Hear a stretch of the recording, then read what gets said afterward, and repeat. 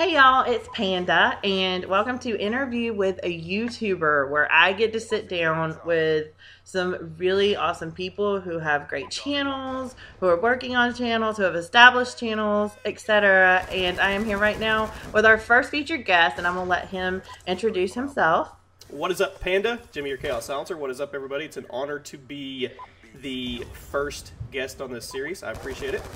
I really appreciate you doing this. And guys, all we do is people submit questions, and I'm going to ask Jimmy and let him, it's just a candid sit-down Q&A kind of between two people. So I'm going to let him answer these questions. I have a couple of generic questions that I'm going to ask, and then we'll go into the fan questions. The first question I want to ask Jimmy is, what do you think of the community now as opposed to maybe a year ago, or when you started? What changes have you seen, good or bad? Let's go 2 years, because I started over 2 years ago. Okay. I refer to it, as a lot of people do, as the golden years. When I started, it was because of Hutch and Cnanners, and you had the big people at the top. I think it was Wings and Woody and Xjaws and people like that, and I really got into it to get better at the game. I watched the Camp Hutch videos. I watched a lot of his videos, and Cnanners used to do a lot of Call of Duty as well. And I don't really know about the community because I got in on my own, so I kind of grew with the community, but from the bottom. And as I went and got a little bigger, and we got to present day, a lot of people say there is no community. Whenever I say, well, something about community driven or something, people be like, there is no community, Call of Duty, it's a shit community. I disagree. If you follow Twitter, you follow people in the comments and viewers and fans and subs, there's a sense of community. Now, absolutely, there may be different cliques, there may be different groups, and so on and so forth, but it's still community driven. And there's times, like with the SOPA bill, there's times where the community comes together and everybody does things for one common goal or interest, and that's a definition of community in its own sense. So there is a community, whether it be torn, fragmented, a lot of crazy people all thrown into one big melting pot, whatever it is, it's still a type of community to me. Right, it's still there. Great answer.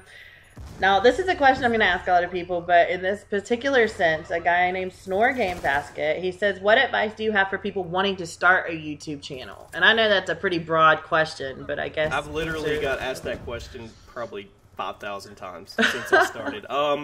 Just a few quick things.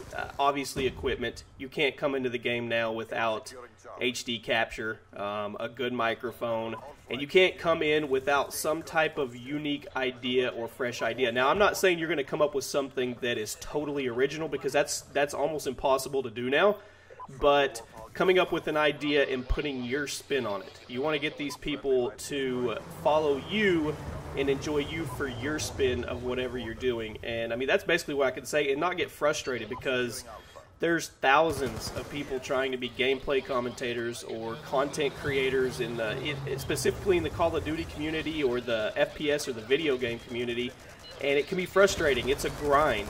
It is an absolute grind if you're wanting to do this. And don't come in with the intentions of YouTube money, getting rich. Do it because you enjoy it and see where it takes you. I mean, that's the best thing I can say. That was the first thing I found out for sure. You hit the nail on the head, I think, there. You have to come in just to enjoy it and not expecting anything to be super. I mean, honestly, if you have a video and 20 people take the time to comment on it in their busy lives, because we're all busy going, and they take a minute to register on your video that they liked it, didn't like it, gave you some feedback, you should feel honored and humbled that somebody's responding to you, whether it be 20 people or 2,000 people. Definitely. Okay, the Mentally Dazed says, how did Big Snacks, Walrus, and yourself decide to start Youch, damn it? It was Big Snacks, and it wasn't technically me or Walrus. We came in about 2 weeks after. I think Youch was going to be just a website, and it was this underground gaming community type deal and website, and then I contacted Big Snacks. We started talking. He liked my background in management from real life, had a lot of experience, and we just decided, you know what? let's take this and run with it and make it a YouTube network. And then we brought on OG and Whack, and they're on there. I mean, everybody joined after that. So that's pretty much how it started. Awesome. Slick Cameraman says, what happened to PTFO? And I know a lot of people are wondering this. So, all right, here's the deal with PTFO. The channel's still there. It's not going anywhere. Everything's still in place. There's just a lot of real life stuff going on. People may not realize if you don't have kids, or you're not in the process of having kids, or buying a house, or other stuff going on, it takes up a lot of your time. And right now, I just bought a new home. We just had a baby. Grady's sitting here right by me. He's only a week old. Everybody knows Kyle's going to have a baby now. Burns is doing his thing. He's all into the hockey. It's just, it doesn't fit in with what we're doing right now. We love it, and we really appreciate all the feedback and all the people that are worried it's never going to come back. And I'm not going to say that at all, that it won't come back. It's just not a good fit at the moment to give them, or give a schedule and say we're committed to it when we're just going to disappoint because there's so many things going on. Right. That's what I found that that's very, consistency is key, and I found that that's very important. And if you can't be consistent, then why make that promise or that guarantee if you can't? So that's a good question. I was definitely wondering about that too, because you guys helped me out a lot. So Comedy Xbox Gaming says, how do you get good at Black Ops 2? And I told you I found this as a humorous question because I'm so bad. Well, when you initially buy the game, you either take the red pill or the blue pill, and the red pill will make you play like Panda, and the blue pill will make you play like Fearcrats. So take the blue pill. No, I'm not even that great at the game. The only thing I pride myself on is my score per minute, trying to be up there. I don't really care about KD. I'm not really worried about it. I'm good enough at the game to be able to give some insight and maybe some tips and tricks and stuff like that on my channel that I enjoy doing, and people seem to like them. But in no way am I in the upper echelon of those dudes that are just retarded, crazy, good at the game. But it's red pill, blue pill. Yeah, you definitely don't want to take the one I took. That's a big, inside thing with Jimmy and I, because I played with Jimmy before, and he's like, she's probably one of the worst players I've played with. But it was fun. But I was going to say, I love to play, though, so it's like, and that's all that matters. That's all that matters. It's a video game. Exactly. Okay, Crazy Clown 816 says, how long did it take for you to get as many subs as you have? And right now, I think you have around 218,000. It took from the day I started. I mean, I started December 10th, maybe, of 2011. Right. I think I'm just over 2 years, and that's where we're at. I mean, I don't know what else to say. I mean, the grind continues. The grind continues. Yeah. All right. Saint Duke says, what do you do beside your channel? For example, Yoush Director, things like that. I'm the operations manager for the Yoush Network. That's pretty much a full-time job that I do. I run my channel, and I also run with Burns the TrollArc office channel. So those are the three things that I do specifically that are work-related.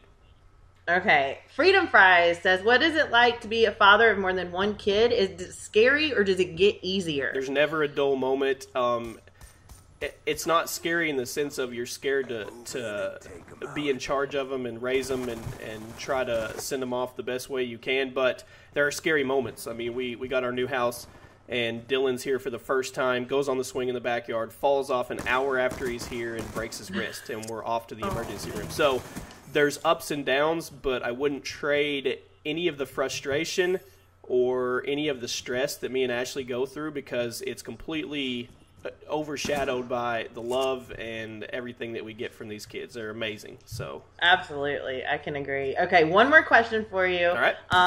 From the fans, and that Little Woolly 618 says, when you were starting, what did you do to get noticed? I know I sent out messages on my YouTube thing, like a share video. I know I did that. I remember doing that. And I tried to do some series where I focused on bigger YouTubers, and I had some luck with that. FPS Russia dropped a like on one where I featured him, and I gained, it was retarded. I mean, just imagine yourself at 300 subscribers, and this dude hits the like button on your video, and then you just jump up 1,800 subscribers. It was sick. But I remember doing that. I do remember spamming a little bit. and maybe tweet spamming in the very beginning. Probably shouldn't have, but I did. I was gonna say don't encourage that. No, but it happened. I'm not yeah. Definitely got noticed there. Okay, and and I have one question for you, and that is, how are you doing with baby Grady? Because he's so adorable. He's awesome. Gosh, he's awesome. A lot of people have asked that. They're like, "Can we see pictures?" If you follow me on Instagram, I usually a picture a day from him. He's doing great. Everything is normal. He actually holds his head up more and moves his hands around more than normal newborns. So I mean, he's really alert and attentive, and he's beautiful. I mean, he's definitely beautiful. Yeah, he's got a full head of hair. Everybody says he looks like his daddy. So he sure does. He's so cute. I remember that first picture. I loved it. Yeah. It was like, I want more, but I have twins and a teenager, so no, that's not gonna happen.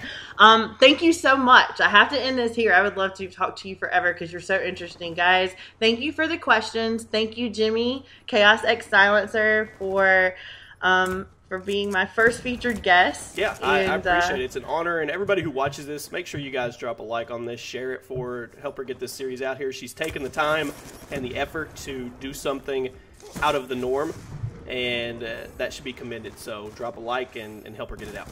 And also, please visit Jimmy's channel at Chaosxsilencer, or his Twitter at Chaosxsilencer, and his channel Chaosxsilencer. And take a look at his videos. If you like them, drop a like, subscribe, do what you need to do. He's a great guy, and he's always willing to help everyone. And thank you again. Peace. Bye, y'all. Panda out.